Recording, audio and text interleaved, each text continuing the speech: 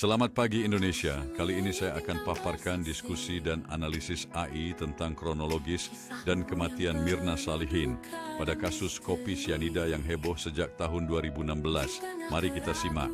Kronologis kematian Mirna Salihin minum kopi dan merasa janggal dengan kopi yang diminum. Selanjutnya terjadi penurunan kesadaran dalam waktu sekitar 10 menit. Cara minum kopi menggunakan pipet. Tolong dianalisis penyebab penurunan kesadaran itu. Berdasarkan kronologi yang Anda berikan, mari kita analisis penyebab penurunan kesadaran Mirna Salihin setelah meminum kopi menggunakan pipet. Fakta-fakta yang diketahui. Rasa janggal setelah minum kopi. Mirna merasakan sesuatu yang tidak beres setelah meminum kopi, yang menunjukkan bahwa zat yang masuk ke tubuhnya memiliki efek langsung yang terasa, seperti rasa aneh atau reaksi tubuh yang tidak biasa. Penurunan kesadaran dalam waktu sekitar 10 menit, waktu onset efek dari zat berbahaya yang masuk melalui cairan kopi atau inhalasi pipet sangat cepat, yang menunjukkan bahwa zat tersebut haruslah yang memiliki kemampuan untuk bekerja dalam hitungan menit setelah masuk ke dalam tubuh. Penggunaan pipet. Penggunaan pipet untuk minum kopi meningkatkan kemungkinan bahwa zat tersebut mungkin terhirup ke dalam saluran pernapasan bersama dengan cairan, mempercepat penyerapan melalui jaringan mukosa atau paru-paru. Analisis kemungkinan penyebab. Zat aktif dengan onset cepat. Zat yang mampu menyebabkan penurunan kesadaran dalam waktu kurang dari 10 menit biasanya termasuk dalam kategori zat yang bekerja cepat pada sistem saraf pusat. Beberapa kandidat utama adalah benzodiazepin seperti midazolam yang dapat menyebabkan sedasi cepat, GHB yang dikenal menyebabkan kehilangan kesadaran dalam beberapa menit setelah konsumsi, opioid sintetik seperti fentanyl yang dapat menyebabkan depresi pernapasan mendadak dan berakibat fatal, depresi sistem saraf pusat. Zat tersebut kemungkinan besar bekerja sebagai depresan sistem saraf pusat, menekan fungsi otak yang mengatur kesadaran dan pernapasan. Efek cepat ini bisa disebabkan oleh zat yang mempengaruhi reseptor di otak, seperti GABA pada benzodiazepin atau opioid reseptor pada fentanyl. Absorpsi cepat melalui pipet. Penggunaan pipet dapat memungkinkan zat berbahaya terhirup ke dalam saluran pernapasan bersama dengan cairan kopi, mempercepat absorpsi zat tersebut ke dalam aliran darah.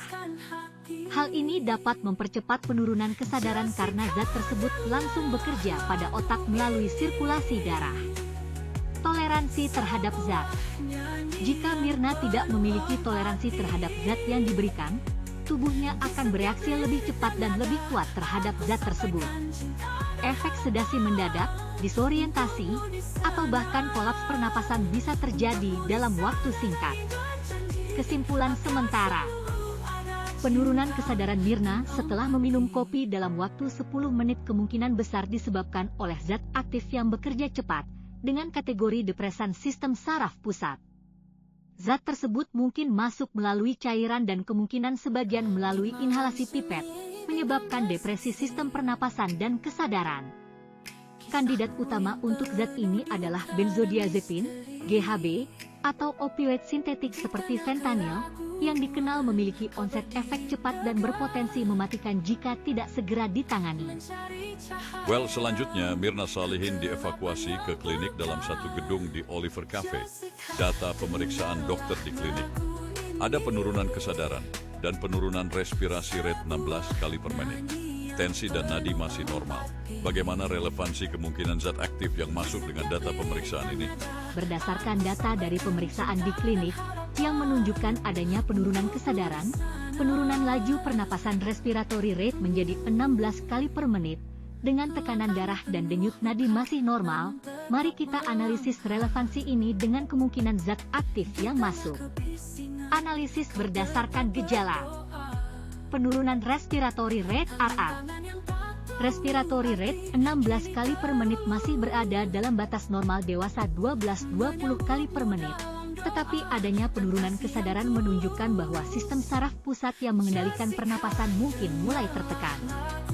Zat yang memiliki efek depresan pada sistem pernapasan dapat menyebabkan laju pernapasan melambat, meskipun mungkin belum mencapai tingkat yang berbahaya pada saat pemeriksaan.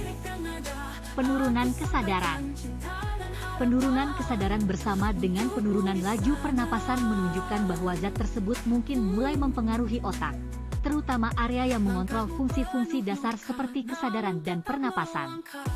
Tekanan darah dan denyut nadi normal. Normalnya tekanan darah dan denyut nadi pada tahap ini menunjukkan bahwa sirkulasi masih bekerja dengan baik. Ini menunjukkan bahwa zat tersebut mungkin bekerja terutama pada otak dan sistem saraf pusat, daripada mempengaruhi sistem kardiovaskular secara langsung pada tahap ini. Dalam kasus overdosis opioid atau depresan lainnya, tekanan darah dan denyut nadi bisa tetap normal pada awalnya sebelum turun drastis jika kondisi berlanjut. Relevansi dengan zat aktif. Opioid sintetik seperti fentanyl. Opioid sintetik seperti fentanyl dapat menyebabkan depresi sistem pernapasan, bahkan dengan laju pernapasan yang awalnya masih dalam batas normal. Penurunan kesadaran dan respirasi lambat adalah tanda awal efek opioid. Zat ini bekerja pada reseptor opioid di otak yang mengatur pernapasan, menyebabkan hipoventilasi progresif. Benzodiazepin. Benzodiazepin dalam dosis tinggi dapat menyebabkan penurunan kesadaran dan depresi sistem pernapasan. Namun, seringkali benzodiazepin cenderung lebih lambat dalam mempengaruhi laju pernapasan dibandingkan dengan opioid sintetik. Dalam hal ini, RR yang sedikit menurun dengan kesadaran yang tertekan bisa menunjukkan kerja benzodiazepin. GHB. GHB juga bisa menyebabkan penurunan kesadaran yang cepat, dengan sedikit pengaruh pada sistem kardiovaskular di tahap awal. GHB bisa menekan pernapasan, tetapi efeknya pada laju pernapasan bisa bervariasi. Penurunan kesadaran dengan RR 16 kali per menit masih sesuai dengan efek awal GHB sebelum kondisi memburuk. Kesimpulan. Data pemeriksaan klinik menunjukkan bahwa zat aktif yang masuk mungkin merupakan depresan sistem saraf pusat, yang menekan kesadaran dan pernapasan tetapi belum secara signifikan mempengaruhi tekanan darah atau denyut nadi pada saat itu.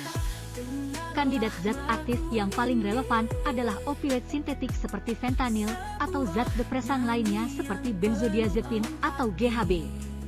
Depresi pernapasan yang berlanjut akan berisiko menyebabkan hipoksia dan akhirnya kegagalan organ jika tidak segera diintervensi. Selanjutnya Mirna Salihin dievakuasi ke rumah sakit. Tidak menggunakan prosedur standar evakuasi kegawat daruratan. Tidak menggunakan ambulanse, tidak didampingi dokter dan atau petugas paramedis. Tanpa alat-alat bantu CPR. Sampai di rumah sakit rujukan, kira-kira waktu evakuasi 30 menit, Mirna Salihin sudah meninggal death on arrival. Apa analisismu tentang kematian dan apa sarannya?